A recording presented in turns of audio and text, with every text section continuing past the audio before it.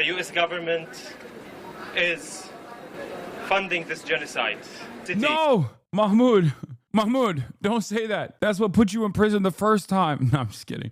But like that literally is. There was someone yesterday that was in my chat being like, oh, dude, I can't believe they released this like grave security threat. And I was like, what do you think is the security threat? That he's going to do more speech? Is that what you were afraid of? That he will do more of the thing that put him in prison, which is saying the truth about Israel? AOC and Mahmoud with media. Thank you, everyone. First of all, before people say that she's doing this as a photo op, her team has been coordinating with Mahmoud Khalil's, from what I understand, for a while, okay, from the jump. And secondly, he's happy that she's there. So I know that everybody loves to fucking complain and be like, why is she there? She's just there for a fucking photo op, whatever. Just understand that you're silly for taking this position. Like, it would be like if I were to interview him and you guys say, oh, it's a photo op, when for months I've been trying to fucking... Not only for months have I been talking about the situation, the injustice, but also for months I've been trying to literally go down to the facility with politicians and actually go and talk to him directly. Mahmoud Khalil. Victory for advocates challenging President Trump's immigration crackdown.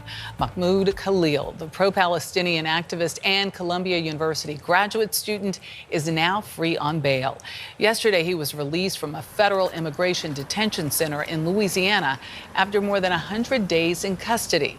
Khalil said he'll share more of his story at a news conference here in New York today. But first, his first order of business, hugging his wife and newborn son. Lilia Luciano has the story.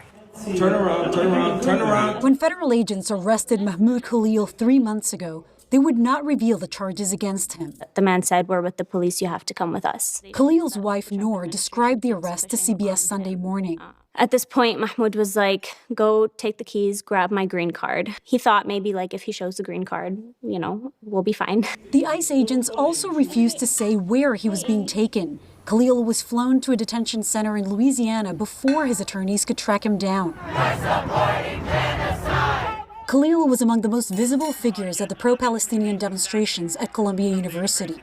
He does not have a criminal record, but as his case got more attention, the Trump administration accused him of lying in his green card application. Okay, that was added on after, and it's still fucking bullshit. They're not even saying that he lied. They're saying that he failed to talk about his background on the background checks. He omitted key details about his past. He didn't lie on his background check at all. Also, the Trump administration didn't even know he had a fucking green card when they arrested him, for the record. And lying about him trying to buy weapons, no, that was Mohsen Mahdawi, not Mahmoud Khalil. They added on additional reasons to extend extend his prison sentence, which, by the way, you can't even fucking keep him in prison for that, for the record. It's so stupid. Like, it's literally like saying, oh, you failed to admit that you started a Marvel fan club in your high school. Why would that be important for the fucking federal government to know, which they have that information on their end anyway. You know what I mean? They were like, oh, you started a fucking student club for Palestine at school, and you also work for UNRWA,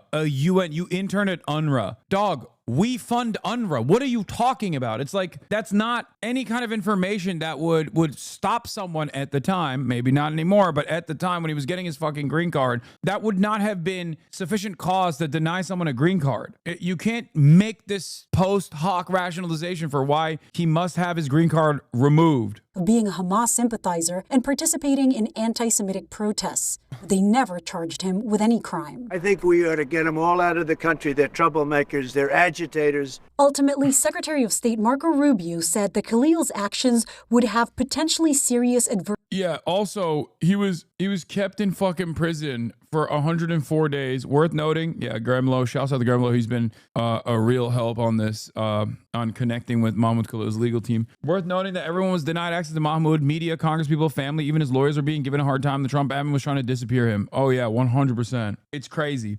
And last night they were crying. Last night, the DHS, once again, was posting like a bunch of babies crying that it's like, this is another rogue judge decision. I hate it. How dare they do such a thing? Blah, blah, blah, blah, blah. It's like, they are fucking unbearable, dude. It is so goddamn annoying. I can't stand these motherfuckers. Adverse foreign policy consequences. A federal judge appointed by President Biden ruled that detaining Khalil was a violation of his First Amendment right to free speech. He has been held for 3 months and missed the birth of his son. Dude, I can't, like, litigation of this sort is so fucking insane because it's the federal government doing it. Having the federal government operate like they're fucking Ethan Klein is insane, okay? Having the Trump administration use the court structure to basically behave as though they're a fucking annoying, washed 40-year-old pro-Israel YouTuber that's just like engaging in ridiculous litigation, frivolous lawsuits because he wants to like eradicate his enemies or at least like put them through a long and convoluted legal process because they dare defy him and follow through on his agenda of react to my YouTube video, which they did, and they were fucking featured in the goddamn YouTube video, only to be upset at the reaction and cynically try to make it seem as though this is a real copyright violation, when in fact it's just a way to try and punish people for criticizing you, which is a chilling effect on free speech, by the way, from a private party. Obviously, this is nowhere near as disgusting and as awful as the federal government doing so, because the federal government has the capacity to kill you if they wanted to and take away your freedom. But the modus operandi is identical. It's just so pathetic. My husband was taken away from me in the middle of the night. It was one of the most terrifying times of my life. Early Friday evening, Khalil walked out of the Louisiana Detention Center a free man, 104 days after he was arrested. The message is justice will prevail, no matter what this administration may try to portray. For CBS Saturday Morning, I'm Lilia Luciano in New York.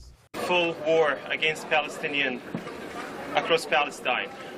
The U.S. government is funding this genocide. And Columbia University... No! Mahmoud, don't say that. That's what put you in prison the first time. No, I'm just kidding.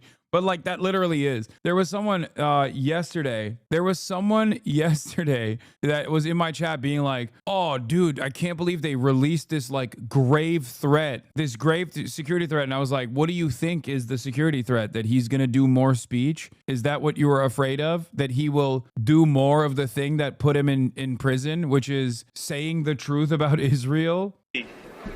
Is investing in this genocide. This is what I was protesting. This is what I will continue to protest with every one of you. Not only if they threaten me with detention, even if they would kill me, I would still speak up for Palestine. Again, I just want to... New York Times editorial staff edited out the mention of Israel's genocide from a quote his wife said about his release, for what it's worth. Yeah, does anyone have the link to that? The OG quote versus what the New York Times' quote was? Because I saw a tweet about it, and I don't know if I have it here on the docket somewhere. I thought I did. Where the frick is it? Mahmoud Khalil's wife's quote versus the New York Times.